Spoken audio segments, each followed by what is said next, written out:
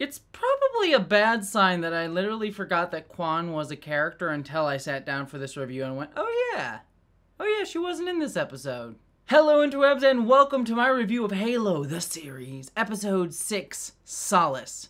So, after the bonkersness that was last episode with this huge bombastic battle, I kind of figured that this one was going to be a much lower keys episode. Lower keys, see what I did there? Did a whole thing. It's a joke. It's a pun. Get with the times. Anyways, I figured that this was going to be a lower key episode, and that's what this episode mostly was. It's kind of a connective tissue one, where it's sort of getting our characters into place and sort of getting and going through where they're emotionally at. There are a few big developments here, specifically around Halsey, but again, it's mostly just moving things into place in order to get things moving for the next section of the story. So this episode by no means like blew me out of the water, but I was solidly engaged all the way throughout. As I've said last episode, I'm just continually shocked by how well this series has started to engross me more and more with each episode. So while this isn't a top tier episode, it's telling to me that the fact that I was still engrossed in everything going on here and some of the intrigue happening means that I'm actually invested in this show. I am really, really deeply enjoying it and liking some of the moves that are happening here. And to be fair, there are a few standout scenes. The first of which is Master Chief kind of standing up to Halsey and placing her in that one room where she might possibly get flooded with radiation and trying to call Cortana out and saying, like, you can control my body. And I loved that we know that Cortana can actually control Master Chief's body. That was something that was said back a few episodes ago, but she doesn't actually do that. She's willing to let Halsey die in order to protect that secret, which is very interesting to me and also speaks a little bit to Cortana's agency, that she does have a will beyond just her programming, which I like to see because it'll probably play into her development later on, where I assume she'll probably push against Halsey. We'll see how that ends up playing out, but I'm curious to see how she's going to develop and if she'll eventually match up to how she matches up with her character in the games, or if she is going to be Halsey's girl through and through. But I liked seeing this scene here because that was easily the most standout moment, and I really liked that Master Chief was trying to push her to her limit to get her to do something, and Cortana not actually doing it. Now, it could have been a play on Cortana's part that she knew that Master Chief wouldn't let Halsey die, but I liked that it was right up on that edge. It was very, very, very powerful scene. And kind of jumping off that scene, Pablo Schreiber, who plays Master Chief, is doing a really good job embodying Master Chief's like slow mental breakdown throughout this episode. I know I've said this a bunch, but I think it's worth reiterating at this point. I don't see Pablo Schreiber being the Master Chief from the games. But now that I see him as the Master Chief of this universe, I'm really, really enjoying his performance. Now that I'm over that, like, uncanny valley type of hump with the character, I really am enjoying just everything he's bringing to the role, and I can kind of get through to see what he's doing. And I think he's just doing a good job just showing, like, the sort of descent for his character and him being constantly being pushed further and further, and I really believed it in the performance here. The other thing, too, that I really liked about his performance was his actual camaraderie with Kai. While we haven't seen Master Chief and Kai have many scenes together, and the one scene that we really saw them have together on a sort of character level last episode was him being kind of antagonistic towards her, I liked the small scene that they get here because it did show how much caring they have for each other as team members. It's something that I think that this series has missed overall, is not really building Master Chief's relationship with the other Spartans, but to be fair, that's something that the games also failed to do unless you read the books or the small bits of them that we got to see in Halo 5 Guardians. So the moment that I got to see him with her in this episode, I thought worked really well, and the actors portrayed it really, really wonderfully, and so I liked seeing that moment between the two of them. The possibly weakest link for me in this episode, and I don't really know if it's a weak link, it was just the part I was least interested in, was Mankey is finally sort of captured, quote-unquote, by the UNSC. Obviously, we know this is her plan, that she wanted to be there, and she's connecting with Master Chief. I know a lot of you out there in the comments have actually been intrigued by her character.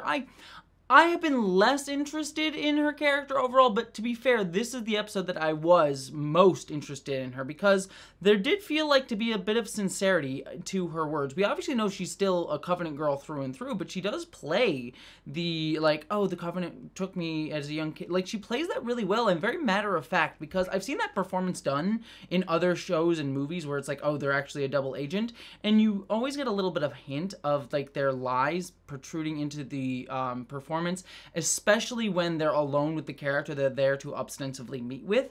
But when Mankey met with Master Chief here, you actually got her concern.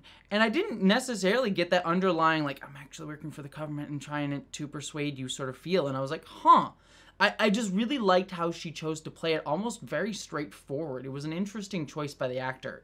And it had me wondering, I don't know if, I doubt this is the way that they're going to go with it, but wouldn't it be fascinating is if in this universe the Master Chief actually went to the Covenant side for a little bit. Was actually convinced by Mankey to join the Covenant. Now, I don't think he would stay there, but that would be an interesting subversion because that's something we would never have seen the Master Chief of the games do. And I'm actually sitting here thinking like, oh, that might actually happen. I wish, again, the Covenant don't really show up here. I wish, again, we got more development of the Covenant within this show so I could say whether or not, like, I have feelings about the Covenant in this show. But it's an interesting concept, and one that I'm like, it's interesting that it's on the table for all of this. So I did like Mankey's performance. I was just the least interested in all of it. But that brings me to another storyline that I was very much interested in, was Halsey sort of being put up on the plate to be served up as the sacrificial lamb for the Spartan program. Because obviously all the stuff with the Spartan program going on has sort of made the higher-ups question everything. Surprised we didn't see Lord Hood in this episode, because they just had a bunch of like other random suit admiral people there. But Lord Hood didn't actually show up, and I would have preferred to see his character, but who knows, maybe they're just trying to flesh out the random admirals that we get to see and make it feel more fleshed out as a world. But regardless, I did like that Halsey is actually being investigated. That's a storyline that we did see in Halo 4, which is actually one of my favorite storylines in Halo 4. It was, I think, Halo 4 Spartan Ops, the sort of like DLC stuff that they did. And I always actually really liked her being brought up for war crime storyline for the character. And so I like her sort of being put not in a position of power anymore. I think that's a much more interesting place for her to try and manipulate from the sides, because she is such a master manipulator. So once she doesn't have the power and needs to manipulate others to get there, I thought that's a much more intriguing place for the character. Still a little bit weirded out by her, like, second in command, who seems like just a weird dude hanging out with her all the time, so that's strange. But I liked her manipulating everyone around her, the Admiral, as well as the people interrogating her, but most importantly, Miranda. The moment where she, like, cries in front of Miranda saying, like, family isn't really a concept for me, and I wanted to not hurt you, and I should have explained that to you, read very true to the character, and you're left sort of wondering after the moment where she, like, takes the thing out of her eyes, like, was that emotion real or not? Was she actually feeling that, or was that just manipulation of Miranda? And you could read it both ways with the character just because of how she's been built up. And I thought that was, like, clearly she was using Miranda in the room to get something from her for the eye contact thing. But the emotion may have been real.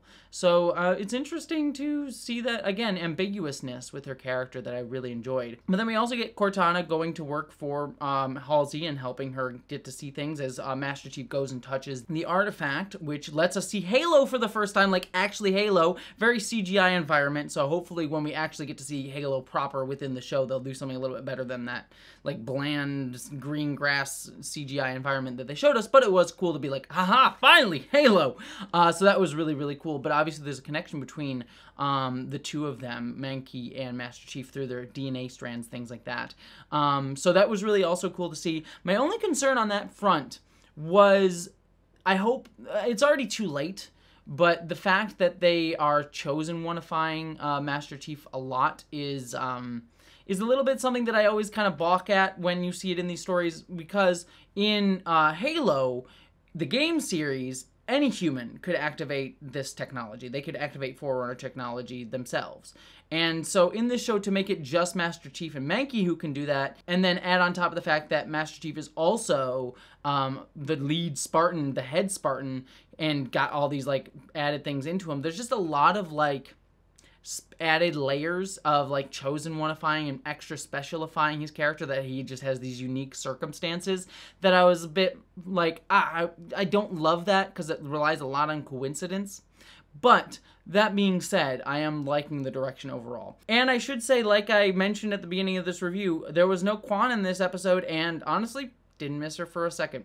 Which sucks, because I want to like her character, but honestly, I didn't miss her at all, and that probably speaks to how engaging her storyline has been so far. So hopefully they can make her relevant, because the fact that she didn't appear in this at all and I didn't care means that they do have a problem with making her entire storyline relevant to the plot that I care about the most. But anyways, thank you so much for watching this review. I'd love to hear your thoughts down in the comments below, but as always, I hope that you, as always, as I say that twice, live long and prosper, my friends.